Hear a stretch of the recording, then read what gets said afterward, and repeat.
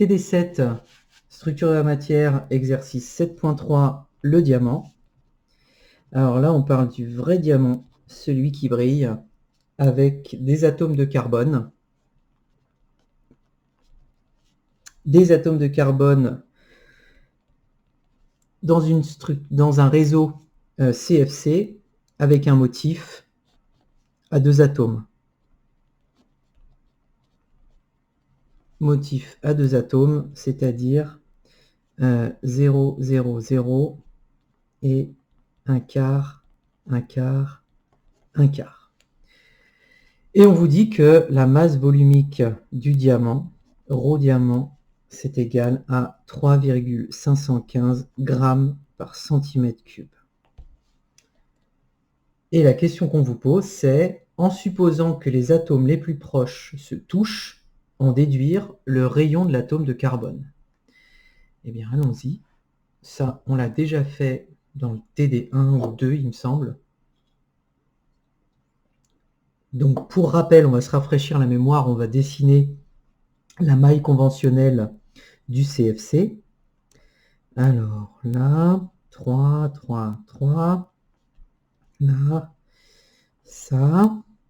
Alors, donc, je ne vais pas dessiner les atomes qui se touchent, d'accord? On va garder la pédagogie qu'on a utilisée jusqu'à maintenant. Ouais. Si on pouvait dessiner ça proprement, Julien, hop, ça, ça, ça. Alors on oublie ce truc-là, hein, ça n'a pas d'existence. Voilà. Et là.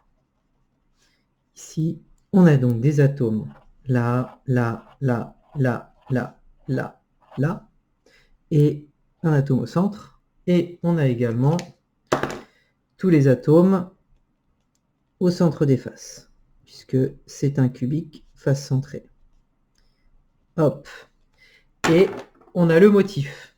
Donc le motif, c'est, hop, un atome ici, il y en a un autre là, qui va encore en avoir un à l'intérieur, celui-là, celui-là, celui-là est extérieur, celui-là est extérieur, celui-là il est à l'intérieur, celui-là on en a un là à l'intérieur, et lui, on a un aussi à l'intérieur, tous les autres, ils ont leur atome vert à l'extérieur de la maille conventionnelle. Alors, on se rafraîchit la mémoire, combien il y a d'atomes par maille ici, ça va être important. Pourquoi? Parce que, si on se rappelle bien, la masse volumique, c'est égal à la masse des atomes dans la maille,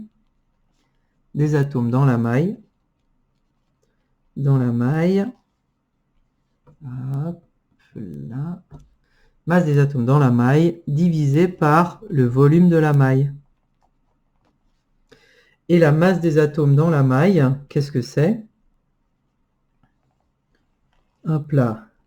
La masse des atomes dans la maille, c'est égal au nombre d'atomes dans la maille multiplié par la masse d'un atome de carbone. Dans la maille conventionnelle, le volume de la maille, ça va être A0 au cube si on dit que ça ici c'est A0. D'accord? Et la masse d'un atome de carbone, MC, ça va être égal à sa masse molaire du carbone divisé par le nombre d'atomes dans une mole de carbone, donc le nombre d'Avogadro. Donc c'est égal à 18 sur Na. Ça c'est en grammes par mol, ça c'est en atomes par mol, donc ça nous donne bien des grammes par atome. Maintenant, il nous reste à déterminer grand N, d'accord, le nombre d'atomes qui sont contenus dans une maille de diamant. On se rappelle que chaque atome, là, ici au bout, compte pour 1/8, puisqu'ils appartiennent tous à 8 mailles. Donc, les 8 ici au sommet, aux 8 sommets, comptent pour un atome. Ensuite, on a là tous les atomes ici, pardon, qui sont sur les centres des faces comptent pour 1/2, puisque chaque atome ici au centre d'une face va appartenir à 2 cubes, à 2 mailles. Il y en a 6, donc ça veut dire 6 divisé par 2, ça fait 3. Et ensuite, on rajoute les 4 atomes verts du motif qui sont dans la maille. Donc plus 4, ça nous donne 8 atomes par maille conventionnelle.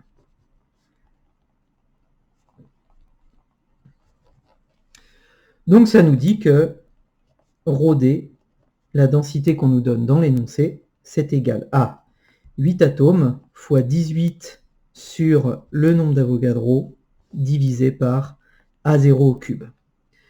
Alors pourquoi c'est intéressant d'avoir ça? Parce que maintenant rentre en jeu l'autre information qui est en supposant que les atomes les plus proches se touchent. Donc grâce à ça, on peut obtenir A0. D'accord? Et maintenant, pourquoi c'est important d'avoir A0?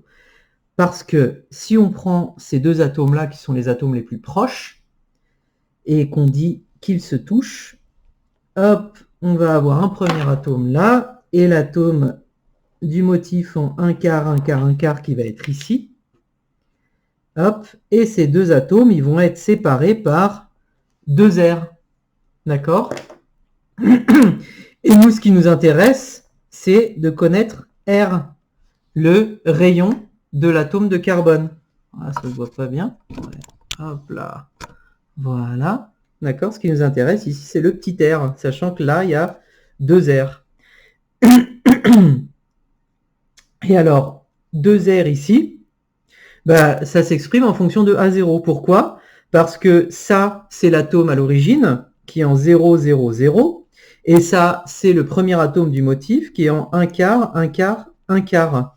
Donc ça veut dire que la distance ici entre ces deux atomes, qui est 2 R, c'est aussi égal à racine de 1 quart au carré, plus 1 quart au carré, plus 1 quart au carré, fois A0, puisque les coordonnées sont données dans la base A0, fois A0. Ok, A0, on l'obtient avec la densité volumique, donc R, c'est gagné. R est égal à 1/2 de ça, de racine de, alors ça va faire 3,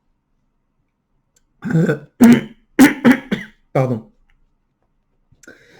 3 sur 4 au carré fois A0, et donc A0, ça va être A0, ça va donc être la racine cubique de 8 fois 18 sur 6,02 fois 10 exposant 23 atomes par mol, multiplié par la densité volumique qu'on va mettre en mètres cubes, d'accord, pour que tout soit en mètres. On va laisser en grammes, puisque la masse molaire ici, c'est en grammes par mol, et donc on aura un A0 qui sera en mètres. Donc on a 3,515 fois 10 exposant 6 grammes par mètre cube, et ça à la puissance 1 tiers. Et donc, si vous faites tourner la manivelle à calcul, et ben vous trouvez que ça fait 3,64 angstrom. Donc, on injecte ça dans l'expression de R ici, et on obtient R est égal à 0,79 angstrom. Sachant que la valeur mesurée et la valeur théorique lorsqu'on tient compte de la mécanique quantique, c'est 0,7 angstrom. Donc on a quelque chose ici, vous voyez, avec un modèle qui est purement macroscopique, c'est-à-dire je connais la masse molaire du carbone et je prends un gros cube de diamant et je le pèse, donc j'obtiens sa masse volumique, et bien j'arrive à définir le fait que à plus ou moins 10% près, j'arrive à trouver le bon rayon de l'atome de carbone.